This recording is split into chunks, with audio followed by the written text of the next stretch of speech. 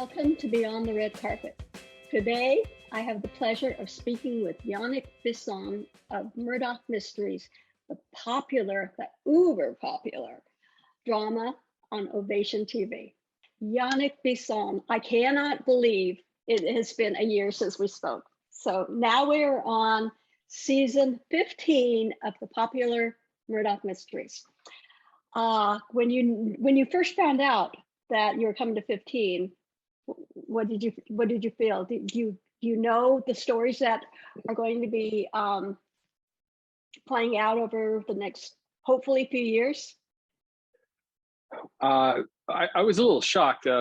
24 1 hours is a lot nowadays, especially it was for us, but especially, in the current landscape, shows are doing fewer and fewer episodes. I mean, the UK, it's always been 6 or 8 or 10 or something per season, with some exceptions. And so 24 was a little bit of a shock. At first, I was really excited. It showed, a lot of commitment to on our audience's part toward our show, but the programmers, the networks, and so on, and the advertisers as well, that we were doing the right thing, and that's a nice feeling. It's a great feeling, especially this far down the line. So it was a real treat. But then reality sets in, and actually pulling off 24 episodes, it just started to settled in on me a bit, but we're right in the home stretch now. We're on the last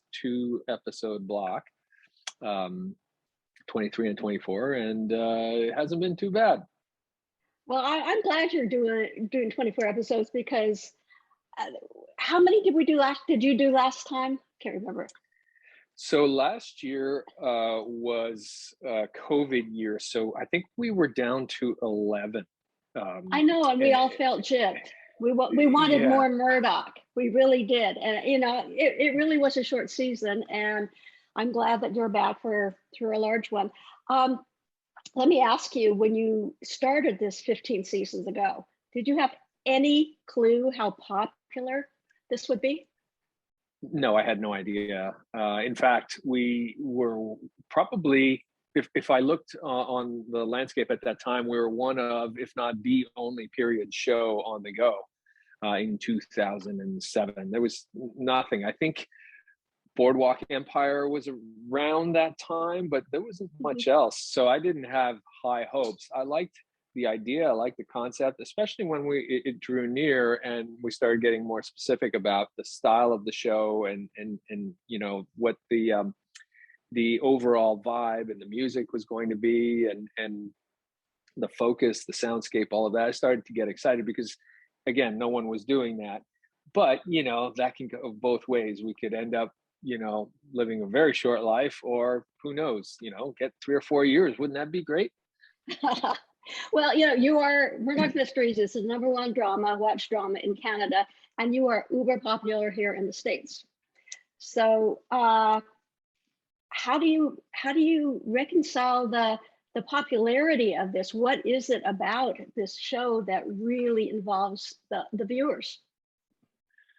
I think it's a volume of things, because everyone I speak to seems to like something different about the show. We've got a whole sort of smorgasbord of stuff in there. It's a formatted show. We solve a mystery in 42 minutes, but we managed to sprinkle in all kinds of great stuff. Some historical figures, some historical facts, some, forensic sort of clue trail and investigation. And we also have a bit of comedy. We don't take ourselves too seriously. And that sort of opens the berth up a little to be able to do lots of different things and let the writers run wild, as well as the performers. There are some episodes where I let things loose a little bit more than others, and life is like that, and I think people appreciate that. There have been a few episodes that went a little bit outside the lexicon somewhat, and some people balked at them, but at the same time, it's like, 15 years. Have you been doing the exact same thing for 15 years? Do you like to take a break every once in a while? And I think people, especially creative people in film, we like to take a format and turn it on its ear once in a while and have a good time.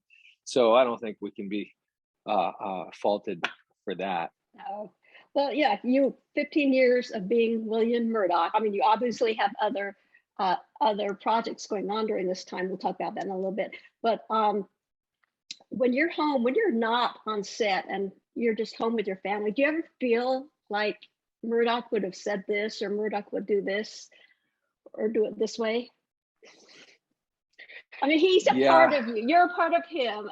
Where does Yannick Bison and William Murdoch begin? Well, there are a lot of things that are interchangeable. I try not to be probably as serious as he is. I try to loosen up a little bit, but then my family might say otherwise. He's so fun. I mean, I'd love to have him come over for dinner. I love that. Okay. All right. Well, that's good. That's good. You don't want to be too stodgy. But it has been said around the house a few times, when I figure something out or get to the bottom of an issue or something, well, another mystery solved, Dad.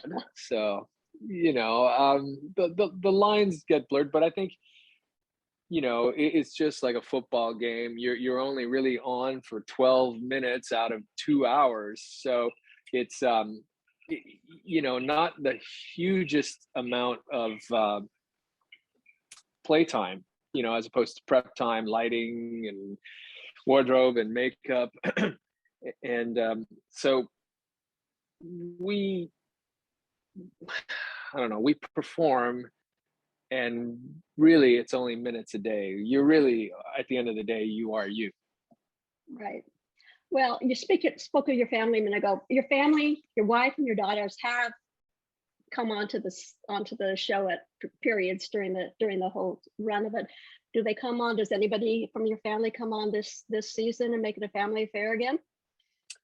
Yeah, my youngest daughter, Michaela, who's an accomplished actor in her own right, is doing a guest spot on an episode with Nigel Bennett, actually, our guest of that episode, who plays Giles. Is a fantastic actor. I'm always thrilled to have him, and she's on the episode as well. And that was one of the ones that I directed. So one of the first couple of episodes that were shot at the beginning of the season. So it was great to have her. What episode number, so we can keep our eyes open for her?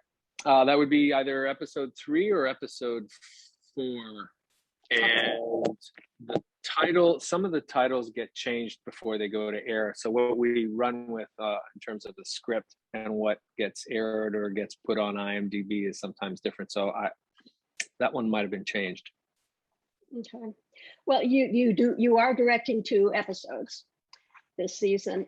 You've directed in the past, I know that. But let me ask you, the cast is a family because you've been together for so long. When you step into the role of director now, do you find that they treat you just a little differently because you are calling the shots there? Well, we move pretty quickly on this show. So sometimes there's not a whole lot of time for formalities and niceties. Although in normal times, we have read-throughs and introductions, and we have little sidebar meetings and talk about different things, or a director will express some of his goals in the upcoming episode that he's doing and things like that. And that's all quite necessary, I think. But in the current climate over the past while, we haven't been able to do a lot of that. We need to sort of keep people separate for protocol reasons and things like that. So we, meet up on the floor. But yeah, it's such an excellent cast. We've all been working together for a long time. I think really trust is what helps to dispense with any sort of questions for the most part. I try to be as clear as I can in what I'm after, and then everybody comes to play and they add to that, and it's most of the time it's a real treat, really. I mean, I feel really privileged to be able to direct at all, but to be able to direct with this team is really great. It's an honor and a treat. It's a fabulous cast. I mean, it really is. Like, I can't imagine anybody else in any of those any of those parts, those roles. But Letty, you did mention earlier about the real life characters, real life people that come on to the show. Who can we expect to see this season? Oh gosh, we have the inventor of basketball, Professor Naismith, is going to be. He's a Canadian character, as many people know, who invented basketball while he was in the U.S. So we're going to visit that story a little bit. We also have a celebrity guest on that episode who plays a locker room attendant, and let's just say he is the current NBA champ coach. Oh wow! Okay. Yeah. Tesla and those guys aren't coming back this season. I think you're moving in a little different direction. Sorry, which guys? Tesla and we've had Tesla in the past. We've had Edison. Right. More, yeah, that was more as far as we keep those guys in strong rotation. They're just such fabulous characters, and lend to that type of to the type of show that we do. We do have James Pendrick coming back. We also have Colin Mockery doing another turn as Ralph Fellows, our consummate bad guy right now. Oh gosh, I should really do my homework. I'm learning lines instead. But we have it's so many episodes this year, that we've got a fair bit of people, and some people returning too. We start out the season recapping a little bit on the end of season 14, where we left off. That's right, double crossing the Black Hand and all of that, and so we have to sort of tie that up and move on from there. So yeah, Murdoch now has a son, this little person, and what does that mean for him? What does that mean for the cast and all of those things? So we delve into that a little bit, and we also have some bad guys in jail that that leaves some negativity bubbling under the surface there that we might have to re-explore in the season. So yeah, it's pretty great. It's funny. I've had a lot of people. It's odd to hear this far into the game with this show, but I've had a lot of people say that they've watched the first, I guess it's pretty much half of the season now, and telling us that last year and this year, even though we've been shooting under unreal circumstances, have been our best thus far. That's pretty cool. Don't take it from me. Just you have to take it from. I've seen a few episodes, and it's fabulous. I mean, my whole family is involved in it, and I think everybody I know is Murdoch fans. Oh, that's great. Yeah, it's a show that is, I think all ages are just enthralled by all the different aspects of it. The invention and the mystery and the police and the characters. There's a lot of humor in some of the characters. Do you find that ever you feel like it's bogged down in drama and just think, oh my gosh, this is the time we add a little levity? Absolutely, and the writers are really terrific at doing that. And like I said before, I think that's the recipe to the success of the show. We have a lot of the regular staple things, but the fact that we can keep it light and sort of come back to that is really a big part of the show. Yes. Oh, well, let me ask you one more thing about the history part of it. I mean, you have a wonderful wardrobe. Last time I interviewed all of you, you were already in your costumes. It was fun to see. Say you and your family were dropped back. What year are we talking about? It's turn of the century, but what time? At the moment, we're now in 1910. So we're getting into some new territory here with assembly line, mass production, industrial age cars, things like that. Should be interesting. If you went back to that time, what would you miss about modern times? Because you're in a time there that is so new. There's the technology hasn't come out. Are you as a person, not as Murdoch, so involved in technology that that's a main part of your life now? It's interesting. Some things get pulled out for us to use as props, things like projectors and you know, just everyday contraptions that have come and gone. And back then they would have been absolutely essential, but they weighed a ton. They were, you know, cast iron and brass and glass and all of these things and wood, and they thought nothing of using resources like that back then. Now, you know, you make something out of wood, you better think twice. You know, it's not going to be cheap. I think clothing that blocks the wind seems to be the one thing. You know, no matter how you dress up in those Victorian costumes, the slightest breeze, you're freezing. Or conversely, you know, suits that are cool in the summer. None of those suits are cool in the summer. Oh man. Well, you know, something that always sticks out is the hat. Yeah. And men, even up through the 60s with Frank Sinatra and all that, they were always wearing hats. Nobody wears hats And anymore, suits, women or men, except for the British aristocracy and the royals. But do you like wearing the hat? It really solidifies my character for me. It's, you know, it's interesting.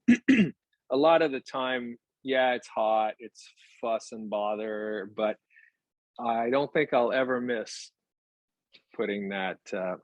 I don't think I'll ever not, you know, when the day comes that it's over. That is one of the things that I know I will miss. It has become an iconic thing. It's become part of the sort of cultural fabric of our country in a way, because it's been on coast to coast every week for over a decade, and it resonates with a lot of people. And that's the thing I'm probably most proud of. So yeah, that day will come someday, and yeah, I will miss putting that hat on. Well, let's hope it's not too soon. Do you have you heard anything about season 16? Can Well, you there give are us a strong rumblings. Yeah, you know, so good reason to be optimistic. Let's just say. Oh, we hope so. We hope so. Let's go on to a few things that are not with Murdoch, because I know the viewers want to learn a little bit more about you, other than as William Murdoch. And we all love William Murdoch, but Yannick Bison is also one of our favorite actors.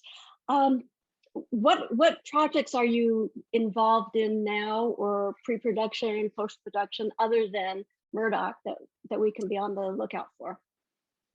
One of the things that I did over the past year was direct a movie that's going to be on Lifetime at Christmas. It was supposed to be this Christmas, but it got scheduled ahead to next Christmas, which was too bad because I was really excited about it. We did a little departure on the typical Christmas movie, so I'm looking forward to seeing people's reaction. But it got snapped up right away, and they were happy to have us on. So I'm looking forward to seeing the reaction on that.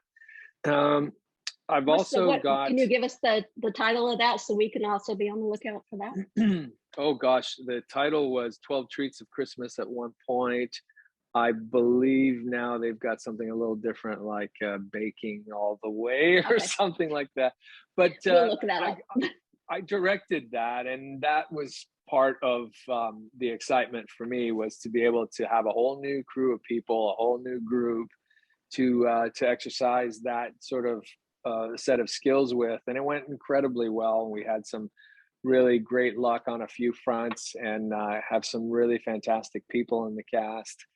Colin Mockery, as a matter of fact, is doing a guest spot on it, and his wife, Deb McCabe, who's also a famous Canadian icon and comedian. You've seen her in countless things.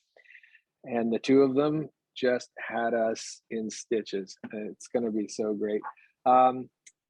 Let's see, I'm developing a slate of movies with a group. I have another series that's in development right now with a different group. That one is not necessarily going to have me in front of the camera, but a couple of different hats behind the camera. And, you know, calls are incoming, which is kind of nice. You know, having been on the show for a long time, sometimes people just stop calling. They're, oh, well, he's on Murdoch. So I really appreciate when people do check availability and can imagine me in their project, which is really nice. So this spring, I've got a little bit more downtime, so I'm going to be pursuing some of those. Oh, all right. Well, I know in 2016, You're by the Sea. If people have not, if viewers have not seen that movie, look at it. I think it's really a great movie, and you're in that. It's a very sweet movie. And 2020, A Perfect Plan. Yeah, that's just so there's two years old. Yeah, there's a few things that I've done since then in my off time, and I specifically went after actor roles, character roles, departures, very, very far departed from the role of Murdoch. So I chose, and also chose who I wanted to work with and to develop relationships with. So, you know, that doesn't always end up being mainstream. So some of these parts and some of these movies are a little bit off the beaten path, and different genres, some horror, some thriller stuff, and some action movies and things like that. But again, playing a very different type of character than William Murdoch. And then over the years, I also did a children's series where I did a very lighthearted sort of teacher, but also sang a bunch and did things that are, you know, again, very, very different than every day with Murdoch. Now you were in the Roxy Hunter shows, which I reviewed. They're kind of cute for younger viewers. Wow, that's a long time ago. That's right. It was. Well, we've been doing this for ages, right? I think one more thing that viewers might be interested in is your humanitarian efforts. And did Artists for Peace and Justice. Did you start that? Or APJ was born out of a group of people who saw a need after the earthquake in Haiti in 2010, and saw that, you know, this is a country that had been devastated by several different things, different regimes, but most of all had basically stood up and claimed their independence as a Black country in the Western Hemisphere. And so they've had a lot of hard luck, and it's been hardest on every new generation of kids that comes up. So APJ has pulled together a bunch of artists. It stands for Artists for Peace and Justice, over the past decade, and raised millions of dollars to fund a school there. And it's a free school for kids in Haiti. And it's basically all of public school and high school now. And there are roughly 3,000 kids per year that graduate from there. Excuse me, not 3,000, but let's see, last we were there had been about 3,500 kids that had graduated since the opening of the school. And you know, the feeling, the consensus is that if you want to have a lasting impact, or certainly your efforts to leave their mark for a long time, you have to do it at a grassroots level. A lot of non-government organizations have come in there and given a bunch of money or built, you know, housing and things like that. But one of the things we thought might be more advantageous is to educate kids, and educate them well and for free, because they absolutely cannot afford school there. And most kids are out of school before 5th or 7th grade. That's about as high in school as they get. And then they have to either work or support their family or run with gangs. Who knows? But now they're graduating high school by the thousands. And that's work that's been really important to us. Most of what we do, Chantal and I, is focused on young people. So in Canada, Chantal has now been made a chair on Childhood Cancer Canada, which a board member for Childhood Cancer Canada, a charity that we've been working closely with for years. And that's to create awareness and to raise funding for child-specific cancer research. And that often means getting them a DNA test, which is the biggest and first step to their treatment. And that's, $1,000 a kid. So being that childhood cancer is the most easily cured, it behooves us to really, really secure that and make sure that they have every tool available to make sure that kids are not dying from cancer in, Right. such a wonderful country as ours.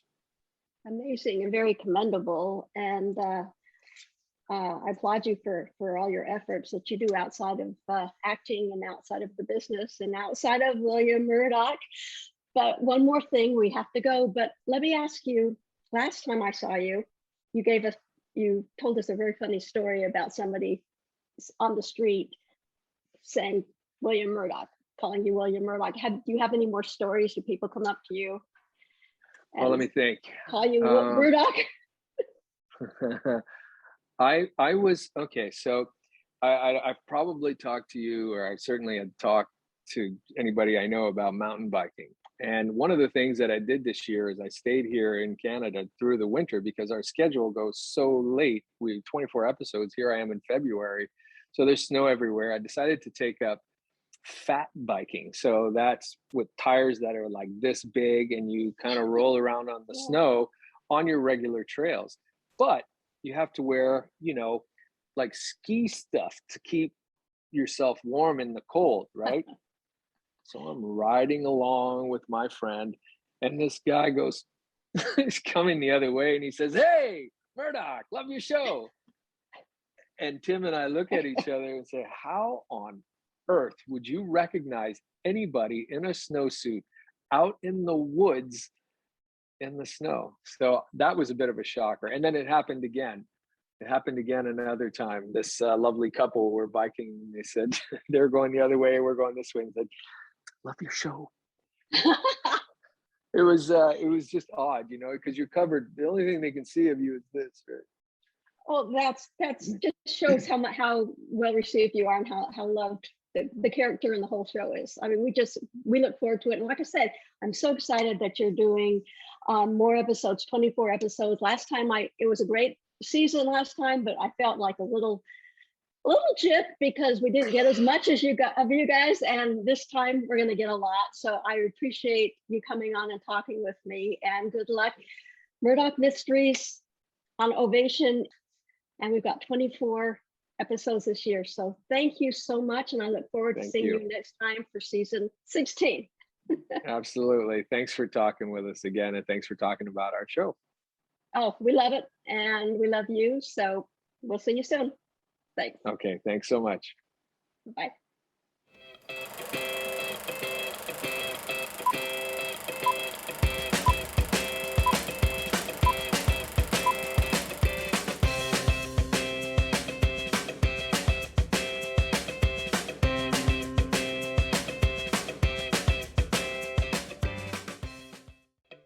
With over 30 years of experience in real estate and the mortgage industry, Darlene Mays provides knowledge and expert guidance to clients looking to buy or sell a home.